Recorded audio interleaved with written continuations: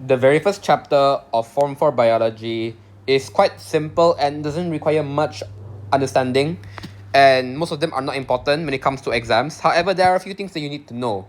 Firstly, most of these are very important when it comes to paper 3, like how do you set up the experiments and how do you handle the apparatus. But they're not really things that you need to memorize or write down. However, there are a few terms that you have to know. Firstly, you need to know how the tables and graphs work, especially what is the manipulated variable and the responding variable. So the manipulated variable is the number that you change. In this case, it is the temperature of the water, if I suppose. And what the responding variable is, what do you want to observe, which is in this case the volume of oxygen released by aquatic plants.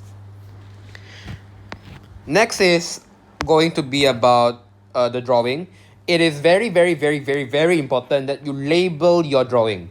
If you don't label your drawing, you lose a lot of marks. Make sure you label your drawing.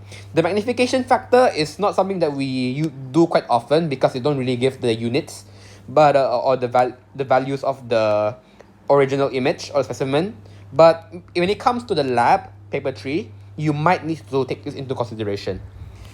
For the planes, we don't really use them much either, but when it comes to the directional terms, these come up quite often, especially when it comes to locomotion and also how the heart works. You will see these terms a lot.